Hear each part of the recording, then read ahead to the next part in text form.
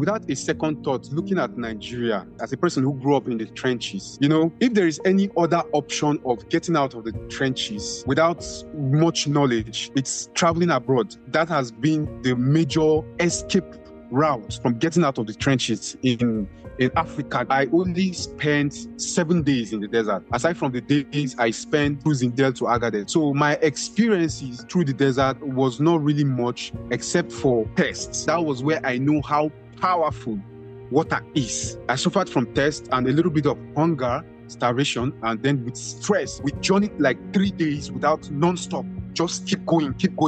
Maybe we just break, stop for just a split of second, maybe for the driver to just add water in his vehicle, or check this or check that, or pump tire, or reduce the tire gauge. I had to drink water that something died in.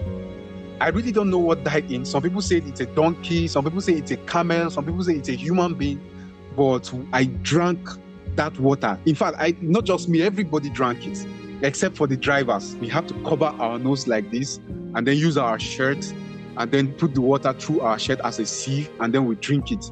And after drinking that water, we spent days having that rotten taste in our mouth. Some of the ladies that they came there without paying anything, they forced them into prostitution. And for some that refused to do the prostitution, they will take like 5 guys, lock them in a room to beat them turn by turn until the ladies will now accept that, okay, I will do the prostitution. Okay, let's do it. So that experience was my first horrible experience that created a phobia in me. Even when they came to me and told me that my money has finished, I couldn't say anything. They told me to call my family and tell them that my money has finished. They should raise another money so that I can continue my journey, or else this is where I will stay. I had no choice but to tell my people that yes, that my money has finished. They should raise up some money. Then my brother told me that he doesn't have any money that he could raise, so maybe I should just start working, because the idea of me working there has been suggested to him long ago. So he told me that I should start working, and me, I bought the idea. I said, okay, if I can start working, let me start working there. Let me go to his mechanic workshop, since I was a mechanic before. Fortunately enough for me, after like 5 days, then my brother now called that, okay, he has been able to raise the 100,000 that they demanded for me to continue the journey. Then the money was paid. They now took me on another journey again to Tripoli, their capital town. We had to dress up like females. I had to dress up like female, wear hijab, paint up my eyes, and then my brother has finally made the payment they were requesting.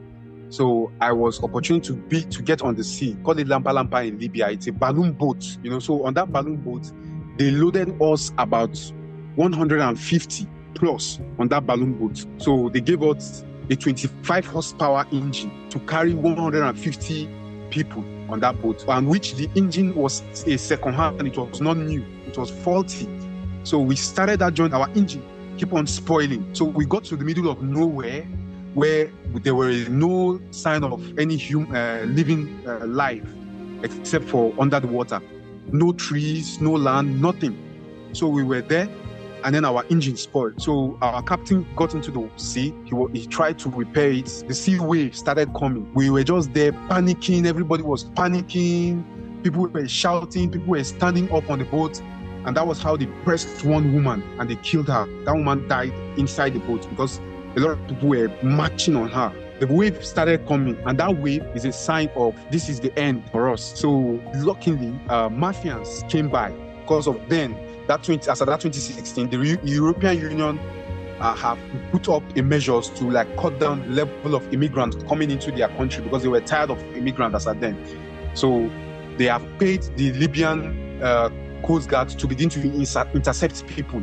So even the Mafians got involved. Those Mafians came, they caught us. The captain of that boat came into our boat, tried to work on the engine. Maybe the engine will work so that they can now take us back, but the engine did not work. Then they now towed us. They tied a rope on our boat, and then they towed us back to the shore. When they took us to the shore, immediately there was a van waiting, packed all of us straight to the prison for the very first time in my entire life, seeing the prison walls. The walls were so high, so big, my boat was the third boat that got into the prison. While we were there, every day, they do catch like 2-3 boats. Before you know it, the prison was filled with people. I was planning to go back to Nigeria. That's my Libyan boss had already taken me to Nigerian embassy. So I held him and then I pushed him into his car to go and pick up his gun, and he wanted to shoot me. I just lay down on my bed. I was beginning to think about my life. This way that I'm in Libya, if I didn't leave this country, one day, I'll just die like chicken.